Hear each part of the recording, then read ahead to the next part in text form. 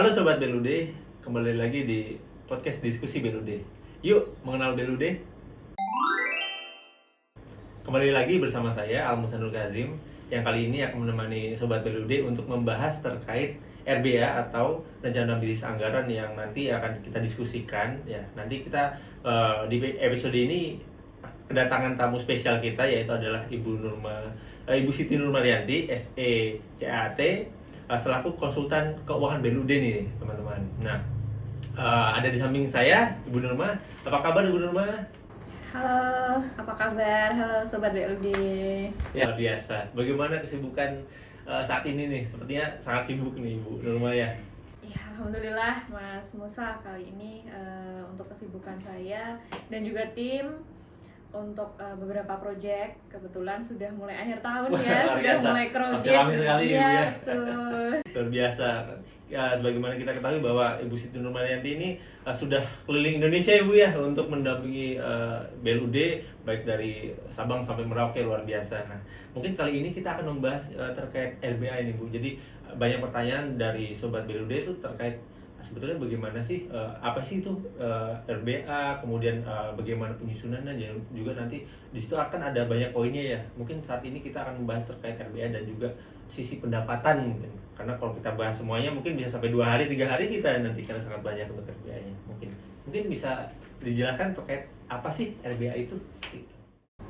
Oke, baik. Mungkin betul Mas Musa, untuk kewajiban, salah satu kewajiban BLUD ya, untuk setelah ditetapkannya menjadi BLUD melalui SK dari kepala daerah, nantinya BLUD wajib untuk menyusun RBA atau biasanya kita sebut juga dengan rencana bisnis dan anggaran. Nah, untuk RBA ini kedudukannya seperti apa nih di dalam pemerintah daerah begitu ya. Nah, untuk RBA itu tentu tidak terlepas dari rencana anggaran dari pemerintah daerah. Kemudian disajikannya sebagai bagian dari Raperda APBD begitu untuk RBA BLUD. Kemudian untuk RBA BLUD nantinya akan dikonsolidasikan ke dalam RKA SKPD-nya begitu. Dari SKPD nanti akan dikonsolidasikan kembali. Ya, kalau ke dinas berarti ya istilahnya. Iya, betul. Betul, ke dinas ya, betul, SKPD. Kemudian ini yang unik dari BLUD nih, dari sisi anggaran. Nah, struktur anggaran BLUD itu sedikit berbeda dari sebelumnya. Jadi ada satu struktur anggaran yang baru, yaitu di pembiayaan. Nah, tadi kan Mas Musa sempat menyebutkan bahwa kita akan fokus ke pendapatan lebih dahulu. Karena akan panjang ya kalau kita semuanya bahas. Baik. Karena untuk RBA sendiri memang terdapat struktur anggaran begitu ya. Nah, struktur anggaran untuk BLUD sendiri ada 3. Yang pertama yaitu pendapatan, kemudian yang kedua belanja, dan yang ketiga adalah pembiayaan, yang saya sebut sedikit unik begitu ya. Kemudian setelah menjadi BLUD, di dalam Permendagri nomor 79 tahun 2018 pasal 50 sampai dengan pasal 57 menyebutkan bahwa terdapat 3 struktur anggaran BLUD, yaitu pendapatan, belanja, dan juga pembiayaan. Betul. Nah, masuk ke pendapatan nih Mas Musa. Nah, pendapatan ini terdapat beberapa pendapatan yang bisa dikelola oleh BLUD. Termasuk di dalamnya nanti juga ada untuk penyusunan RBA itu sendiri, rencana anggaran, kemudian sampai ke penatausahaan, dan juga nanti proses pelaporan. Nyambung semua berarti ya, dari RBA sampai pelaporan ya? Betul. Luar biasa itu. Karena nanti di RBA anggaran ini akan ditampilkan juga di dalam laporan keuangan. Oh, akan dimunculkan lagi? Betul. Anggaran-anggaran itu ya? Betul. Jadi untuk yang pertama tentunya struktur anggaran di pendapatan. Nah, pendapatan ini kita bagi menjadi 5 struktur anggaran juga. Jadi ada 5 jenis pendapatan yang akan dikelola oleh BLUD. Tetapi tidak semuanya secara fleksibel ya Mas Musa ya. Tentunya ada beberapa fleksibilitas BLUD yang mengatur, yang salah satunya mengatur terkait dengan pendapatan.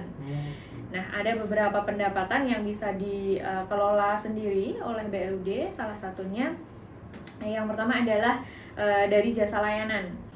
Jadi jasa layanan biasanya menjadi pendapatan utama dari BLUD itu sendiri. Misalnya kalau rumah sakit ya, sektor kesehatan itu biasanya jasa layanan yang kait dengan kesehatan masyarakat begitu. Nah, itulah yang dinamakan jasa layanan. Kelompok pendapatan yang masuk ke dalam jasa layanan. Betul. Jadi sekali lagi jasa layanan memang merupakan pendapatan yang utama yang dihasilkan oleh BLUD itu, terutama dalam pelayanan ya, karena kita ketahui bahwa BLUD ini tetap harus berfokus pada pelayanan kepada masyarakat. Betul. Kemudian yang kedua adalah hibah. Nah, hibah ini juga termasuk ke dalam struktur pendapatan dari BLUD. Hibah ini misalnya contoh seperti terdapat hibah dari pihak ketiga atau mungkin hibah dari dinas kesehatan atau dinas lain sesuai dengan pengelolaannya. Nah, hibah ini dibagi menjadi dua, Mas Musa. Jadi ada hibah terikat dan juga ada hibah tidak terikat. Jadi hibah terikat nantinya dari pihak yang memberikan hibah itu akan memberikan suatu perjanjian begitu ya. Kemudian ketika memberikan hibah istilahnya memberikan hibah dengan syarat harus digunakan untuk sesuatu tertentu begitu misalkan. Kemudian kalau hibah tidak terikat, ya memberikan hibah mungkin bisa berupa uang atau bisa berupa barang, aset begitu untuk sesuatu yang tidak diperjanjikan di awal. Berarti terserah penggunaannya sendiri. Iya, betul. Pengelolaannya dikembalikan ke BLUD itu sendiri untuk pengelolaan hibah tidak terikat. Itu untuk hibah tidak terikat. Kemudian yang ketiga untuk jenis pendapatannya ada hasil kerjasama, Mas Nusa. Oh, kerjasama. Betul. Nah, ini juga yang unik ya dari BLUD. Cukup menarik ya kalau kerjasama ya. Iya. Berarti bisa istilahnya tuh UPT atau yang sudah melakukan BLUD bisa menggandeng pihak lain untuk kerjasama seperti itu. Betul. Yang dulunya ketika menjadi sebelum menjadi BLUD itu UPT tidak boleh melakukan kerjasama, Mas Musa. Iya, betul. Nah, ini salah satu fleksibilitas BLUD sebenarnya. Oh, satu fleksibilitas. Iya, betul. Berarti harus istilahnya ada peraturannya nanti ya, iya, gitu ya. Betul, harus ada ya atau dalam regulasi tentunya untuk kerjasama. Nah, kerjasama sendiri itu boleh dilakukan oleh BLUD tentunya dengan regulasi yang sudah dibuat ya, peraturan kepala daerah terkait dengan kerjasama yang akan dilakukan oleh BLUD yang nantinya akan mengatur terkait dengan jenis kerjasamanya, kemudian lama kerjasamanya, lama kontraknya. Ya, betul. Nah, kemudian untuk kerjasama ini biasanya yang sering kami temui di dalam pendampingan memang untuk kerjasama paling banyak itu di mungkin pengadaan alat begitu ya. Oh, lebih ke pengadaan ya, berarti ya. Iya, betul. Kemudian bisa juga untuk kerjasama pengelolaan. Pengelolaan di bidang apa? Nah, contohnya sebelah pendapatan dari APBD. APBD. Ya, dari mulai pertanggungjawabannya itu langsung. Lebih ke semuanya ya. Jadi harus mendapatkan APBD begitu.